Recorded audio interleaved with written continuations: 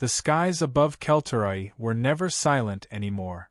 Once their sun rose over crystalline towers and gardens humming with life, but now only black columns of smoke stood tall. The Varn Dominion's warships hovered like a storm that never moved on, their shadows stretching over cities that had forgotten sunlight. In Sector 12 of the Outer Plains, Cyril crouched beneath a collapsed stasis well, clutching a broken transmitter. Her fingers bled where metal shards had bitten through, but she didn't flinch. She had one task left. Just one. Every elder she had known had told her the same story, that the sky once held protectors, warriors who came when justice failed.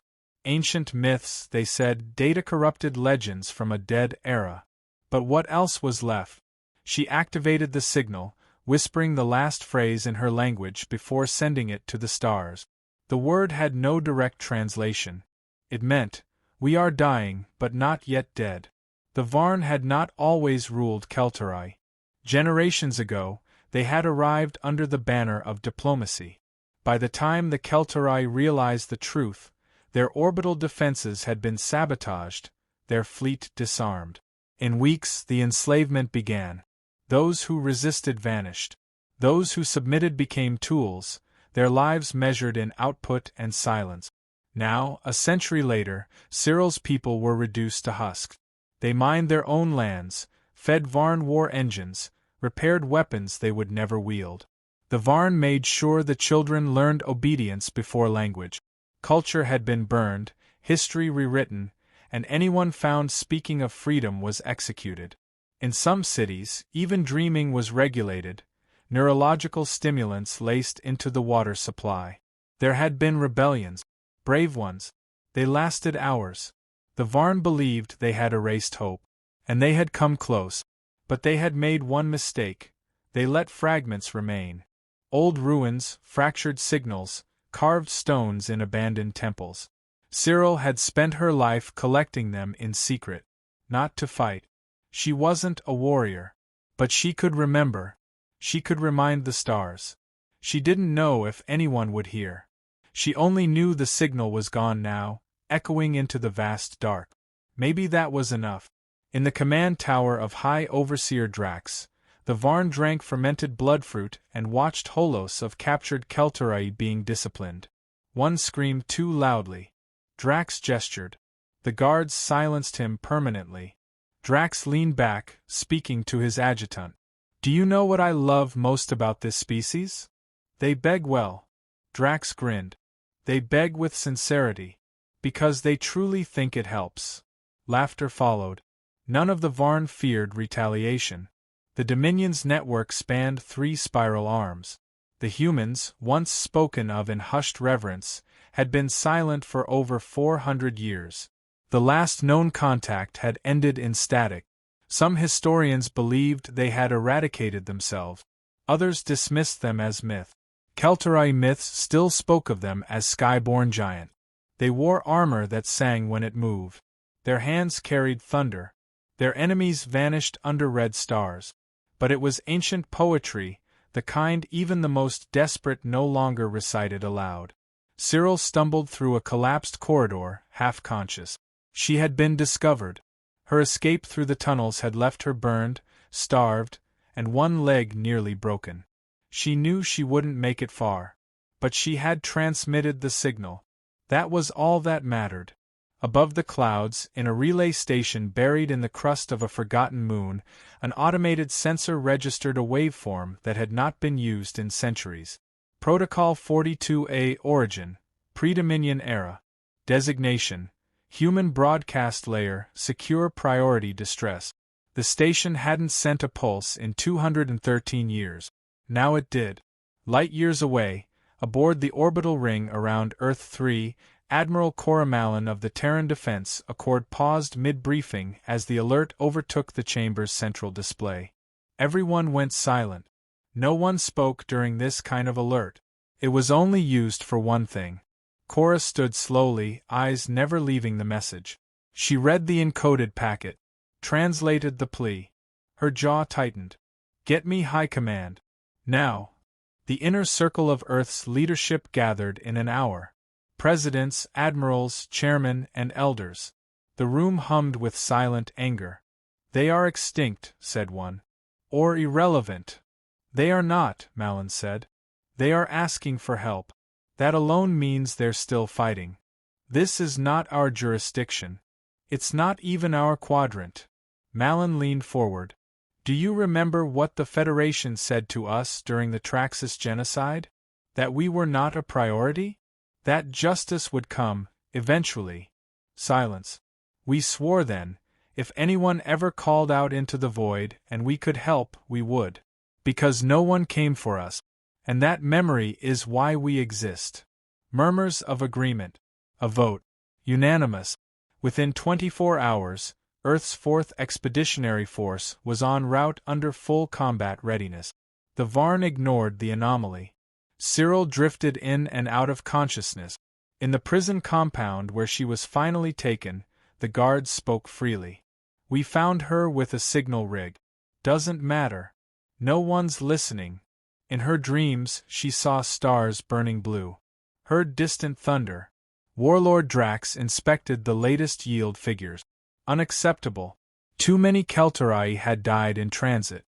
If they expire, they are inefficient. Replace them. His adjutant nodded, already preparing transport requisitions. Above the planet, in a geosynchronous orbit blind to Varn sensors, 3 human stealth cruisers watched, gathering intel. Full system mapping, surface layout, heat signatures. Orbital cannons targeted. Drop zones calculated. Keltarai folklore described the sky spirits as beings who never announced themselves. They arrived only when all hope was gone. When prayers had stopped. No Keltarai prayed anymore. Not really. But the humans had heard anyway. In the underground ruins of Mwararkas, the last surviving elder recited a forbidden line etched into stone 5,000 years old. "When the sky does not answer, we become stone. When the sky burns, we rise." She coughed blood, but still whispered it. For the ones not yet broken. A storm gathered above. The first sign was silence. No warnings, no alarms. Then, the upper atmosphere ignited. Orbital platforms monitoring weather patterns registered something moving at terminal velocity, but before automated systems could respond, every networked satellite was fried by localized EMP bursts. One by one, Varn communications across the hemisphere went dark. Then the dropships arrived. From the ground, it looked like a meteor shower. Keltarai workers looked up from their labors and watched the sky weep fire. The guards shouted, confused, some drawing weapons, others calling into static. By the time the first pod hit the ground, it was already too late. Each human drop pod was a self-contained siege weapon. When they slammed into Varn installations, shock waves flattened structures. Their hulls opened and out came warriors in obsidian exosuits, silent, efficient, and faster than anything the Keltarai had ever imagined. Their weapons didn't scream. They hissed, sang, detonated with pulses of kinetic thunder. The Varn responded with predictable arrogance. They sent shock troopers and artillery walkers. Human units cut through them with tactical precision, pinning battalions, flanking tank lines, demolishing command unit. Entire outposts collapsed in minutes. In the central valley of Dithran Ridge, where over 20,000 Keltarai were housed in concrete cells, a single human team breached the gate, cleared 3 levels of resistance, and left not a single Varn breathing. They didn't speak to those they rescued. They only nodded once, as if to say, "You are safe. For now."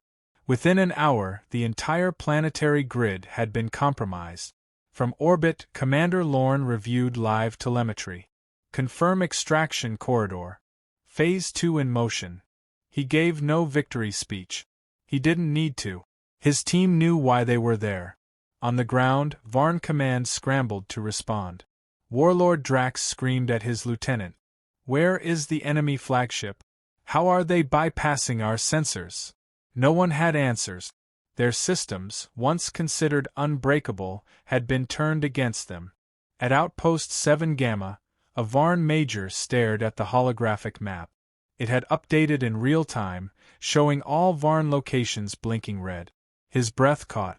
How did they access our grid? His second-in-command said nothing. The humans had penetrated their core systems within the first 10 minutes of engagement. Varn encryption had meant nothing. The Keltarai began to whisper again. First in the mines, then in the barrack. The phrase returned. Sky warriors. Spirits of fire. They remembered. Cyril lay recovering in a makeshift field triage unit manned by humans. She watched them work, not with superiority, but with urgency and coordination that made the Varn look primitive. A human medic placed a stabilizer against her temple. He didn't speak her language, but he tapped 2 fingers to his heart and then to hers. A gesture. You are one of us now. In the shadow of burning towers, Varn platoons tried to regroup. Human drones shadowed them, marking positions, painting them for orbital strike. High-yield rail ordnance followed. By the time the Varn figured out how to jam targeting, half their artillery reserves were vaporized. In an open desert basin, a single human sniper eliminated a Varn general from 3.2 kilometers away. The shot penetrated 2 inches of composite armor and fractured his skull. The humans never retrieved the body. They didn't need trophies. At night, human units dug trenches, fortified captured structures, and coordinated airlifts for Keltarai survivors. They shared water, food, shelter.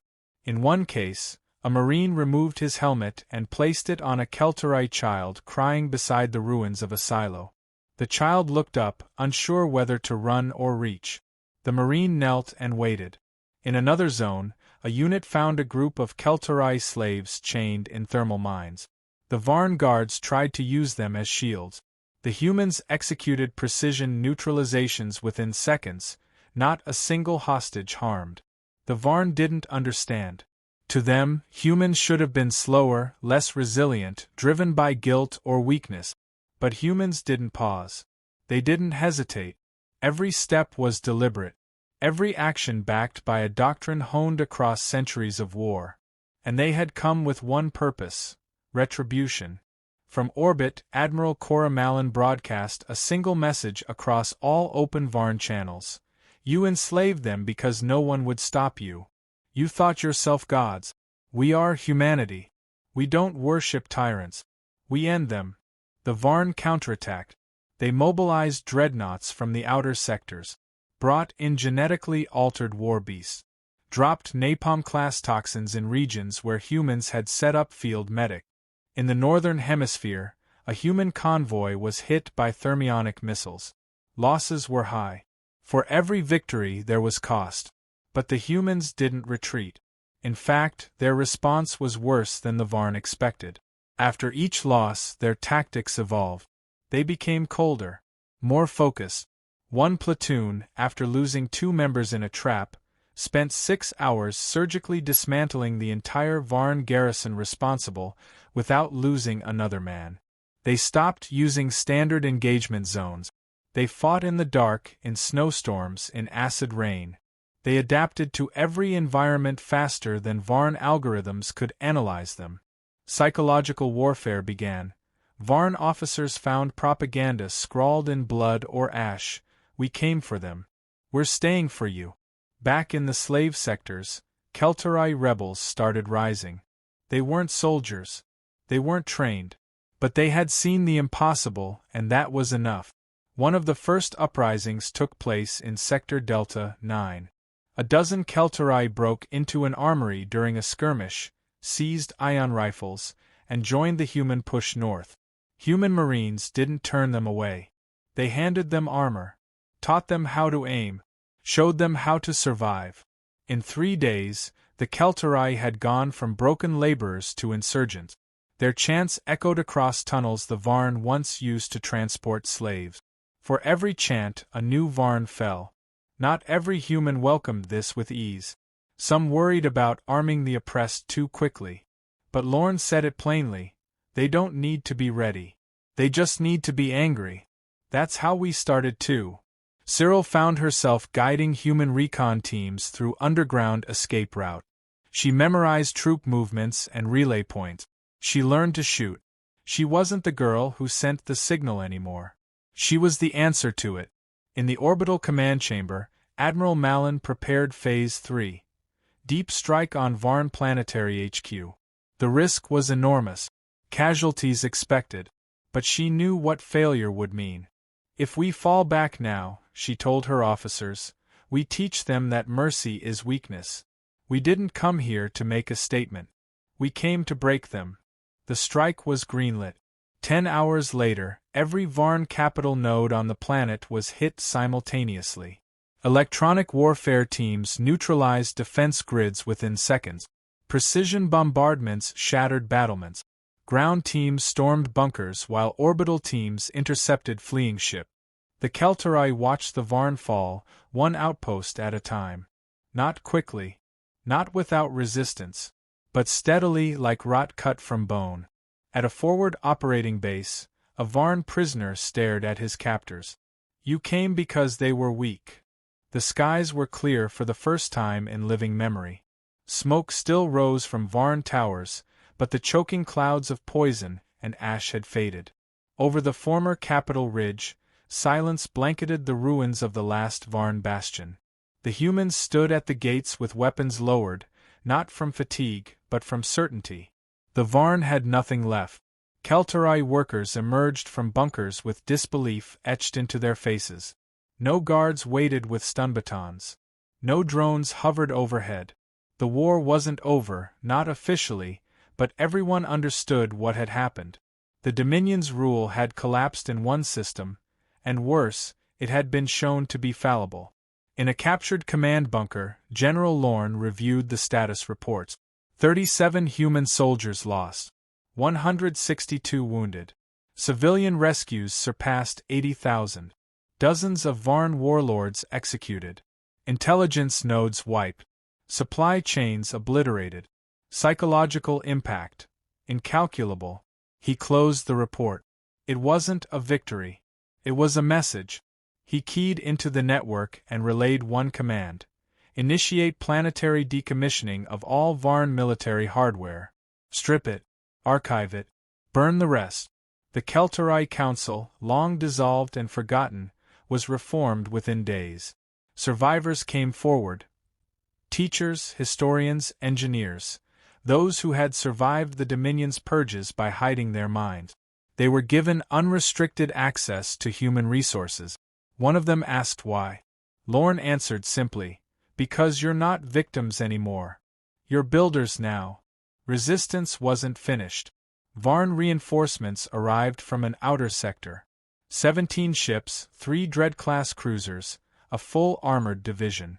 They expected a demoralized enemy. Instead, they found waiting human forces with integrated Keltarai artillery and precision orbital support. The Varn admiral hailed the Terran fleet. Withdraw or be destroyed. The humans didn't respond. They didn't negotiate. They opened fire first. The battle lasted 6 hours. All 17 ships were lost. Human losses, 3. In the final transmission from the Varn flagship, one officer screamed, "They are not even fighting for themselves. Why won't they stop?" Because it was never about Earth. In the ruined streets of Naras, Keltarai children practiced maneuvers with wooden sticks. Human marines laughed and guided them gently. One girl refused to drop her stance even when wind knocked her down. The instructor helped her up and said, "That's how it starts."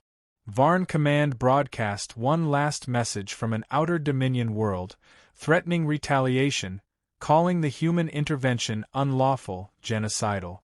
Admiral Mallon responded across open interstellar bandwidth. "We didn't come for conquest. We came because you thought no one would. That mistake won't happen again."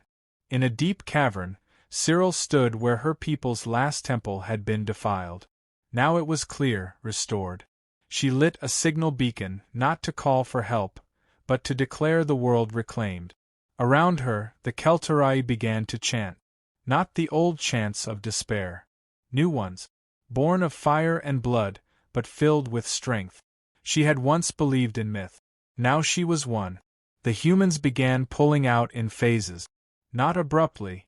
With structure, care. They left medical teams, infrastructure units, defense grids tied to local command. They trained Keltarai militia. They documented war crimes for future tribunals. But they never raised a flag. Not once. Humanity's banner never flew over a single conquered site. When asked why, a Terran diplomat said, "We came to burn the flag of tyrants, not to plant our own." The galaxy watched. Words traveled faster than ships. In slave systems light years away, rebellion flickered. Some were crushed quickly. Others endured. But the myth was no longer myth. The Sky Warriors had returned, and this time they weren't spirits. They were flesh, blood, armor, will. At the Terran High Council, representatives debated the long-term implications.